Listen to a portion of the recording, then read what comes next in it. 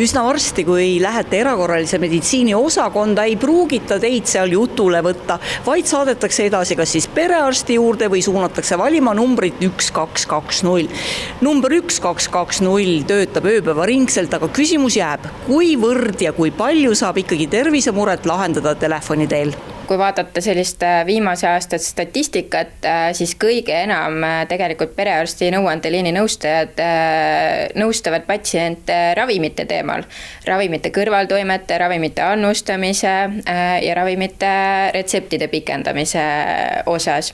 Ja teisel põhjusel pöördumiste juures oli viirushaigused ja palavikuga seotud teemad, mis siis ka viirushaigustega kaasnevad, et nende osas on nõustamist väga palju. No öelge, kui palju üldse on võimalik telefoni teel siis sellist tervisemuret lahendada?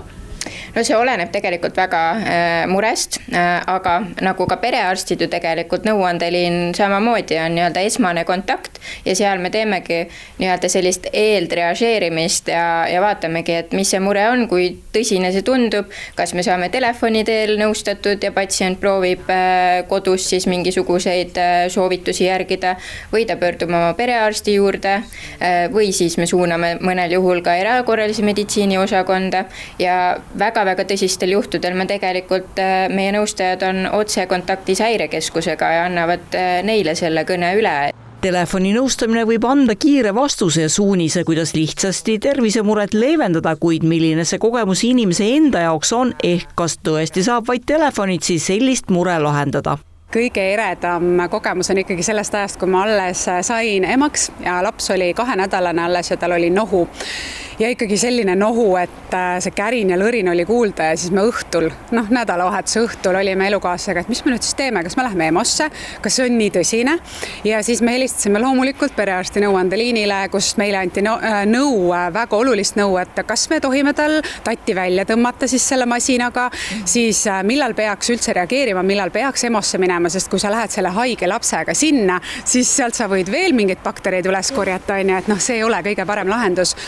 Ja me tõesti helistasime korduvalt sinna tagasi, et okei, me saime nüüd natuke tatti välja, aga ta nüüd jälle lõriseb, et kas me võime, kui tihti me võime, kui palju me võime seda kasutada, kas on veel mingeid asju, mida me saame nagu abistamiseks teha, kas on mingid ravimid, mida tohib nii pisikesele lapsele anda. No see tänapäeva arusaam on see, et sellelt nõuandeliinilt võikski esimesena küsida, et mida teha.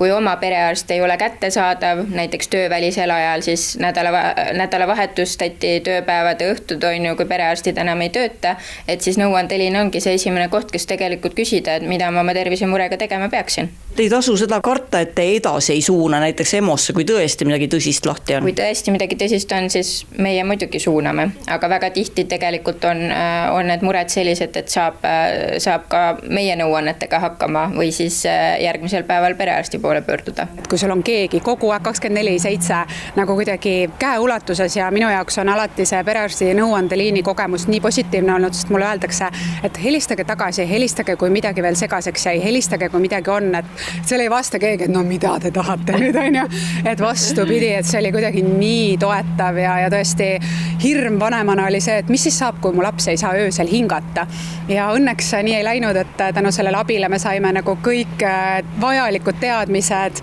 ja selle toe, et meil oli nagu siuke kindel tunne, et meil läheb kõik hästi. Praegu võib emode ülekoormuse tõttu juhtuda, et päriselt tõsise tervisemurega inimene ei saa abi õigel ajal, sest ongi alates 1. aprillist erakorralise meditsiini osakonna töötajatel õigus suunata lihtsama tervisehädaga pöördujad perearsti või apteekri poole. Või siis valima perearsti nõuandeliini, kus vastavad teie kõnedele täiesti pädevad meditsiinitöötajad.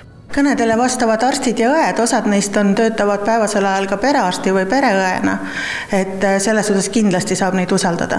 Kindlasti on telefonivestluses raskem hinnata inimese seisundit, sest talle otsa vaadata ju ei saa ja kindlasti tuleb sellises nõustamises ka teatud piir ette, kus enam kaugemale minna ei saa. No ohutaset nad saavad hinnatagi ikkagi päris palju selle järgi, et nad küsitlevad patsienti, et aru saada, kui tõsine see olukord on. Kui on isikustatud nõustamine, siis on neil võimalik vaadata ka inimese terviseandmeid ja selle pealt teha otsuseid. Et selles suhtes, et nad üritavad ikka endast kõik teha, et see info kätte saada ja vastata võimalikult täpselt. No nii, nüüd ongi käes. Mul on diabeet. äkki see on hoopis infarkt? No nii, nüüd on kindel infarkt, raudselt.